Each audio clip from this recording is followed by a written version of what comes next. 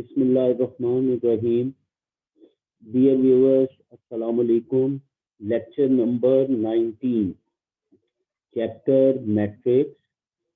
Topics 3 cross 3 system of equation.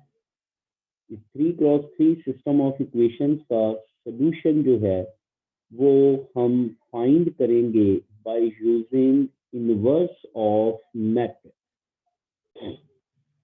Ji students, आज हमारे पास topic है 3 क्रॉस 3 सिस्टम ऑफ इक्वेशन और इसका हमने सोल्यूशन फाइंड आउट करना है by using inverse of matrix. इसके लिए मैंने एक छोटी सी एग्जांपल ली. उसने कहा कि x1 plus x2 plus x3 equal -2. उसके बाद है 3x1 माइनस 4x3 इक्वल 22 और थर्ड इक्वेशन दी x1 plus 2x2 plus 5x3 equal -18. अगर आप देखें कि हमारे पास 3 इक्वेशंस दी 1 2 3 और उसमें 3 ही वेरिएबल्स दे दिए x1 x2 x3. वो x1 x2 x3 भी यूज कर सकते हैं. इसी के साथ हम x y और z जो है इसको भी हम क्या कर सकते हैं, यूज कर सकते हैं. अब सबसे पहला काम, अगर आपको याद हो, जब भी हमने सिस्टम ऑफ इक्वेशंस का सॉल्यूशन मैट्रिसेस की बेस पे फाइंड आउट करना है तो पहले हमने इस सिस्टम को मैट्रिक्स फॉर्म में क्या करना, कन्वर्ट करना. और अगर आपको याद हो, मैट्रिक्स फॉर्म हमारे पास क्या होती थी, AX इक्वल B. A हमारा कोफिशिएंट मैट्रिक्स, X हमारा वेरिएबल मैट्रिक्स और B हमारा क्या था, मैट्रिक्स ऑफ कांस्टेंट. तो सबसे पहले हम कोफिशिएंट्स लेते हैं. याद रखें कि अगर 3 क्रॉस 3 सिस्टम है तो मैट्रिक्स A भी 3 क्रॉस 3 ही बनेगा. पहली रो पहली इक्वेशन के कोफिशिएंट्स को शो करेगी, दूसरी रो दूसरे इक्वेशन के कोफिशिएंट को, तीसरी रो तीसरी इक्वेशन के कोफिशिएंट्स को क्या करेगी, शो कर. अब अगर आप देखें फर्स्ट इक्वेशन, x1 का कोफिशिएंट 1, x2 का कोफिशिएंट 1, x3 का कोफिशिएंट 1. मैंने आपको बताया था कि अगर वेरिएबल के साथ कोई भी कांस्टेंट वैल्यू नहीं है तो उसका कोफिशिएंट 1 होता है. अब दूसरी इक्वेशन में देखें, x1 का कोफिशिएंट 3. अब देखें x2 नहीं है. मैंने ये भी बताया था कि अगर वेरिएबल टर्म मौजूद नहीं है तो फिर उसका कोफिशिएंट क्या लेना, 0 लेना. अब अगर आप देखें सेकंड इक्वेशन में x2 नहीं है तो फिर x2 का जो कोफिशिएंट लेंगे वो क्या लेंगे, 0 लेंगे. तो यहाँ पे क्या आ गया, 0. और x3 का कोफिशिएंट -4. ये भी बताया था कि जब भी कोफिशिएंट्स लेने विद साइन लेने, अगर प्लस साइन है तो प्लस लेना है, अगर माइनस साइन है तो माइनस लेना. इसी तरह थर्ड इक्वेशन में देखें, x1 का कोफिशिएंट 1, x2 का कोफिशिएंट 2, x3 का कोफिशिएंट 5. ये हमारे पास कोफिशिएंट मैट्रिक्स है. इसी तरह वेरिएबल मैट्रिक्स. अब वेरिएबल कौन कौन से हैं, x1 x2 x3.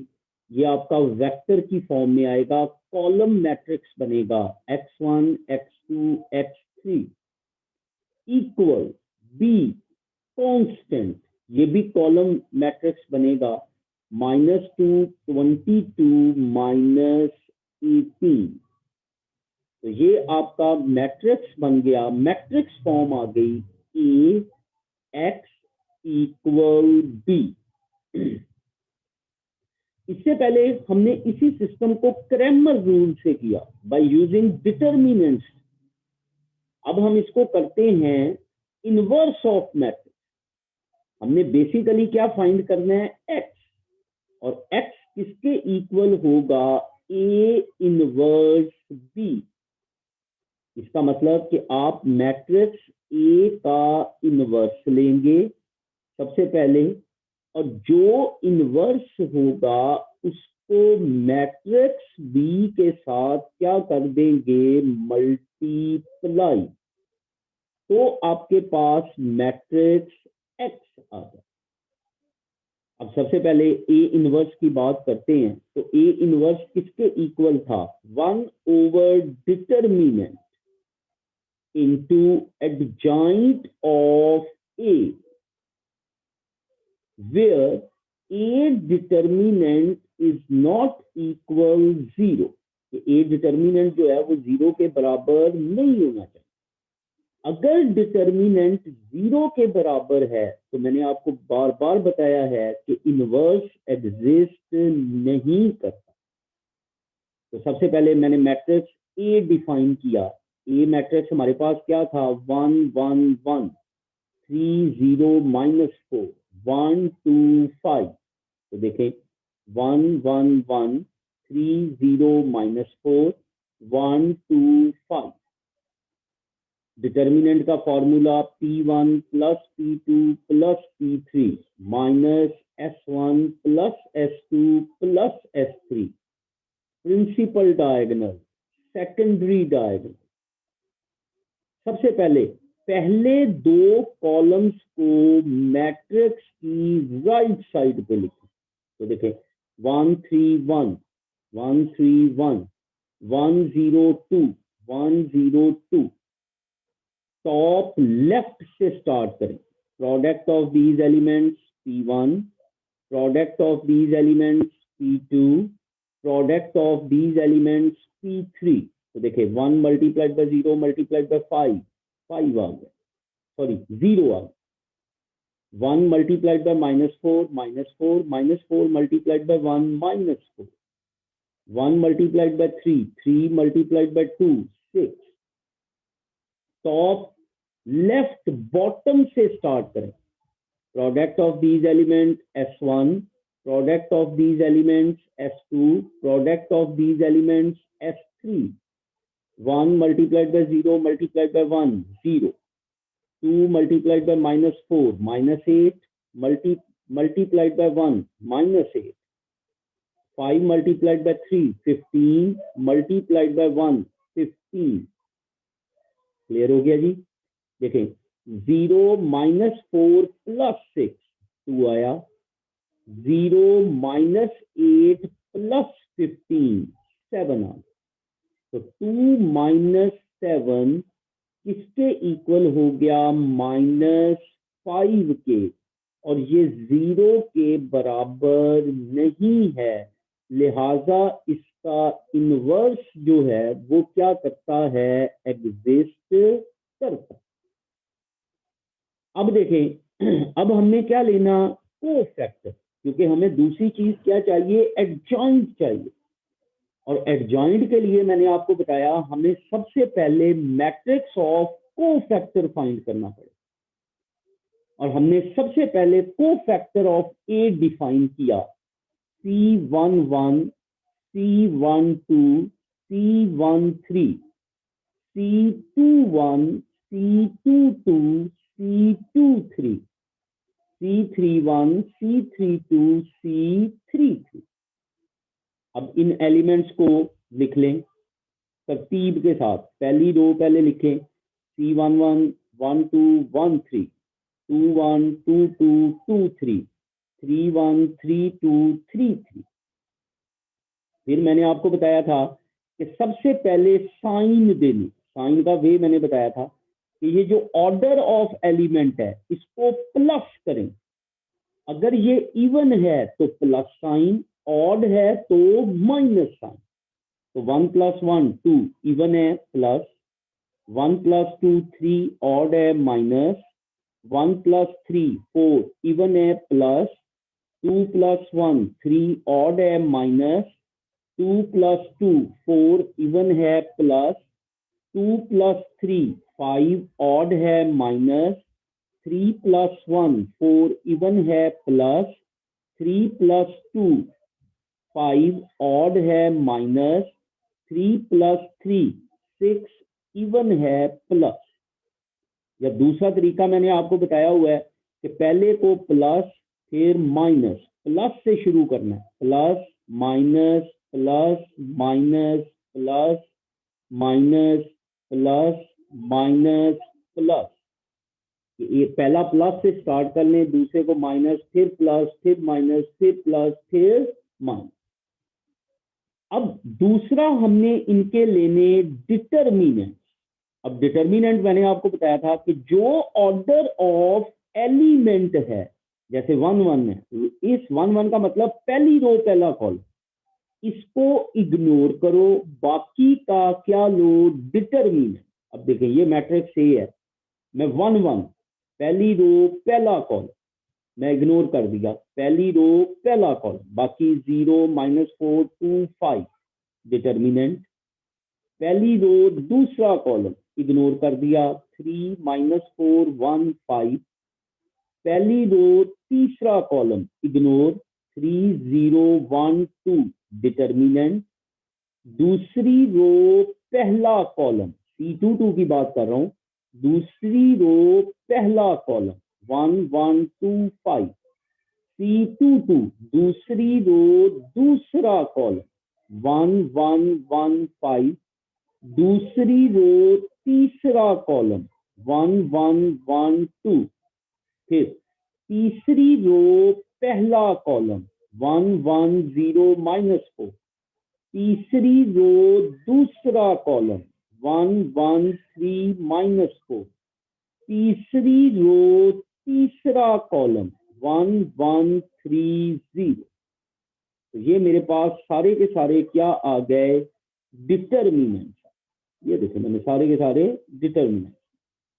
अब इन डिटर्मिनेंट्स को सॉल्व कर लें। 2 by 2 का determinant easily product of diagonal minus product of diagonal, 5 -8 15 -4 6 -0 5 -2 5 -1 2 -1 -4 -0 -4 -3 0 -3।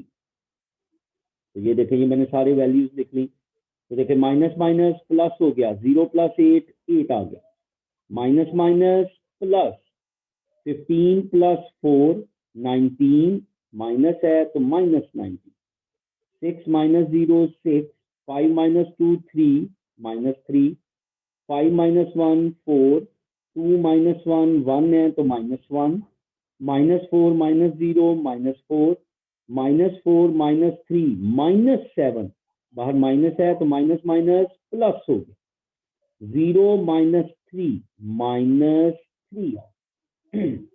ये मैंने सारे एलिमेंट्स ऑफ कोफैक्टर मैंने क्या कर लिए, फाइंड। अब कोफैक्टर मैट्रिक्स क्या बन गया मेरे पास, 8 -19 6 -3 4 -1 -4 7 -3। अब एडजॉइंट लेना है तो AC का ट्रांसपोज, ट्रांसपोज का मतलब पहली रो को पहला कॉलम, दूसरी रो को दूसरा कॉलम, तीसरी रो को तीसरा कॉलम। तो मैंने पहली रो को पहला कॉलम बनाया, दूसरी रो को दूसरा कॉलम बनाया, तीसरी रो को तीसरा कॉलम। अब देखें सिंपल आपके पास, तो A इनवर्स 1/, डिटर्मिनेंट। तो डिटर्मिनेंट की वैल्यू क्या आई थी आपके पास, अगर ऊपर स्टार्ट में देख लेते हैं यहां से, -5। तो देखें 1/, -5 इंटू एडजॉइंट, ये एडजॉइंट मैट्रिक्स पड़ा है, ये देखें एडजॉइंट ऑफ ए, ये मैंने राइट किया, ये मेरे पास A इनवर्स है। अब याद हो x किसके इक्वल था, A इनवर्स B। अब देखें A इनवर्स -1/5, 8 -3 -4 -19 4 7 6 -1 -3। और B मैट्रिक्स आपके पास क्या था, अगर आप देखें यहाँ पे -2 22 -18। तो देखें ये आपके पास मैट्रिक्स B आ गया, -2 22 -18। अब मल्टीप्लाई करता हूं, देखें पहली रो पहला column 8 multiplied by -2 -16, -3 multiplied by 22 -66, -4 multiplied by 8 -18, तो माइनस माइनस प्लस हो गया 72। -19 multiplied by -2 plus 38, 4 multiplied by 22 88, 7 multiplied by -18 -126। तीसरी रो पहला column 6 multiplied by -2 -12, -1 multiplied by 22 -22, -3 multiplied by -18 plus 54। अब देखें -16 -66 plus 72 -10 आ गया, 38 plus 88 -126 0 आ गया, -12 -22 plus 54 20 आ। अब देखें ये -1/5 मल्टीप्लाई हो रहा है, तो ये मैट्रिक्स के अंदर जाके हर एलिमेंट से क्या होगा, मल्टीप्लाई। तो -1/5 मल्टीप्लाइड बाय -10, तो माइनस माइनस प्लस हो गया, 10/5 कितना आया 2। -1/5 मल्टीप्लाइड बाय 0 0 हो गया, -1/5 मल्टीप्लाइड बाय 20, तो 5 20 से कटा तो 4 बचा, तो -4। और मैट्रिक्स x किसके इक्वल था, x1 x2 x3 के इक्वल। इसका मतलब x1 की वैल्यू 2 आ गई, x2 की वैल्यू 0 आ गई, x3 की वैल्यू -4 आ गई।